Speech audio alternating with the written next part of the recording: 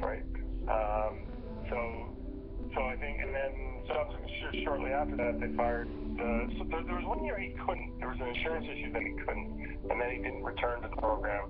And then they fired Jay, and then there was some tension, and by that time he was in his mid-30s. So I think it's kind of, it is what it is.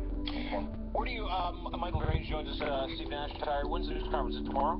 Tomorrow in LA. Okay. Watch on TV.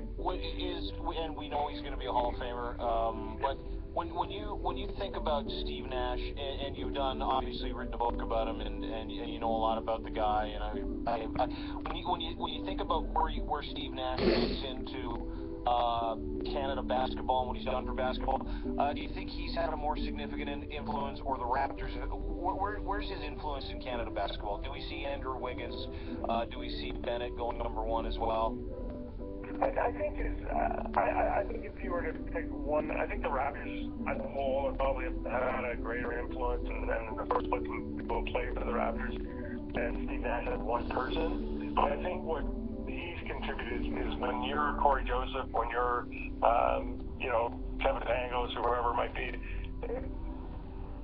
the influence he's had is that it's possible, right? Is that there's no reason that you can't achieve whatever you set out to achieve, because he did it, and he did it without any obvious physical advantage. I mean, he's an amazing athlete, but certainly not the caliber that nobody thought he was a great athlete until he started winning MVP. So I think in that sense, just what you can do with the perseverance and determination and willingness to really attack your career in a disciplined fashion to improve, I think that's a great example.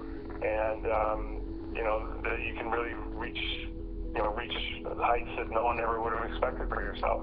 And tangibly, I mean, he communicates with those guys and young players coming up, and so he kind of communicates that on a very real level. So I think that's sort of his influence.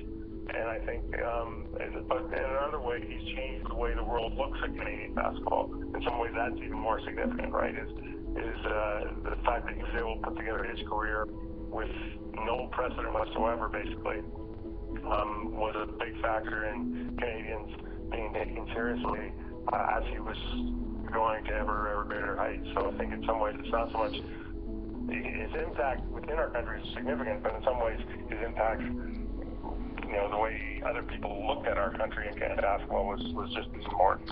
Really appreciate you doing this. Thanks, Michael. Thanks, guys. Take care. Michael Grange from Sportsnet. 7:12.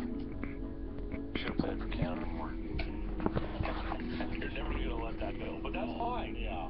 But if he pulls a Wayne Gretzky without all the crazy international experience and leads them to some sort of success internationally, I think you'll stop the dream. He's It's in your crop, whatever that means. leading basketball.